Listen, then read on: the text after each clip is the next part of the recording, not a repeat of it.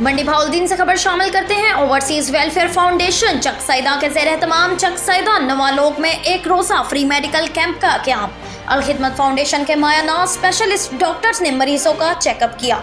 मरीजों के मुख्तलिफ टेस्ट किए गए और अदवायात फ्री दी गई। मंडी भाउलदीन ओवरसीज वेलफेयर फाउंडेशन चक सईदा के ज़ेर एहतमाम चक सईदा नवालोक में एक रोज़ा फ्री मेडिकल कैंप लगाया गया, जिसमें अल खिदमत फाउंडेशन के मायानाज स्पेशलिस्ट डॉक्टर्स ने मरीजों का चेकअप किया। मरीजों के मुख्तलिफ टेस्ट किए गए और फ्री अदवायात दी गई। ऐसी अदवायात जो कैंप में मौजूद नहीं थी, उन मरीजों को नकद कैश की सूरत में माली इमदाद की गई ताकि वो भी अदवायात हासिल कर सकें।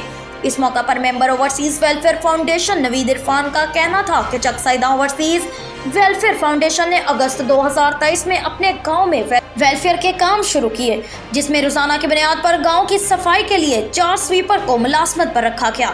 गांव में किसी गरीब की शादी, फौतगी, इलाज, तालीम, जनाज़ा की 4 दीवारी और गरीब अफराद के हर मुमकिन ताउन के लिए जदोजहद में मशगूल है। उन्होंने बताया कि चक सईदा में गर्ल्स हाई स्कूल का देरीना मसला था, जिसके लिए चक सईदा की कारोबारी और समाजी शख्सियत नासिर गोंदल हाकिम ने जमीन का अतिया किया है। चक सईदा फाउंडेशन दिन रात गर्ल्स स्कूल के क्याम में मसरूफ़ अमल है ताकि जल्द अज जल्द इलाके की बेटियों के लिए स्कूल का क्याम अमल में लाया जा सके। जिला के लोगों ने मौजूदा दौर में इस अवाम दोस्त मंसूबों को खूब सराहा। Report Raja Mansoor Ahmed, district bureau chief, Mandi भाउलदीन।